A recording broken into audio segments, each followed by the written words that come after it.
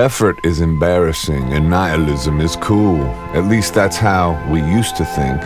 Generation X grew up immersed in that philosophy, not letting them see you sweat and all that. And with effort, especially the over-the-top levels of it one needs to actually succeed at anything, the risk of failure presents the illusion of failure's increase. Because obviously with no effort, failure is certain, but if you don't try, your ego at least feels safe. If you don't try, you didn't really fail, though the result is the same. Effort puts your ego's head on the public chopping block. In our world, with most dreams, one has to try out loud. Not all, but most. And it's hard to keep a secret anyway, so even if you could keep it to yourself, you probably won't.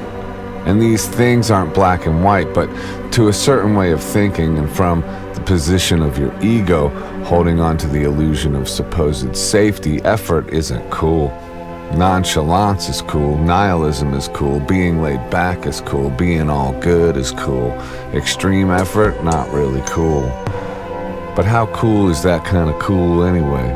It's great work if you can get it, but perhaps it's overrated.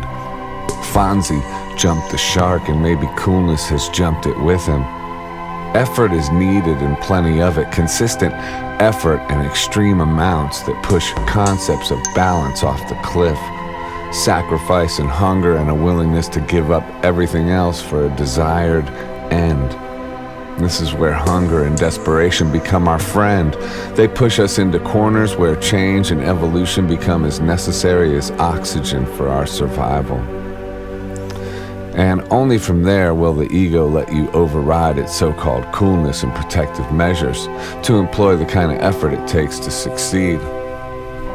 Like an addict who reaches a bottom, only from there is sobriety even possible.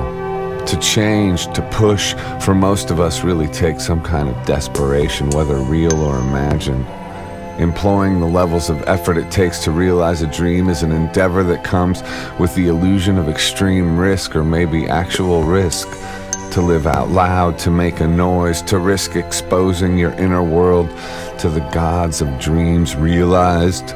We are all survival machines, and our egos are the team captain. To get to realizing a dream, we have to change internal leadership from the ego to the spirit. And it takes desperation for the ego to accept this demotion and get on board under the new leadership of the soul. But that's exactly what it takes.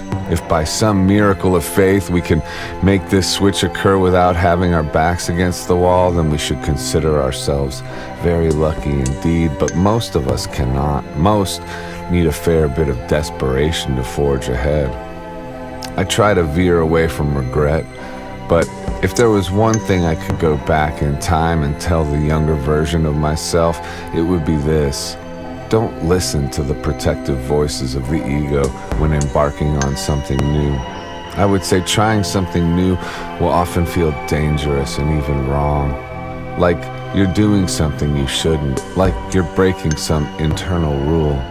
We are, after all, the mechanics of our own limitations. We protect our limitations, even as we fight against them. So it will feel unsafe to push forward, but push forward anyway.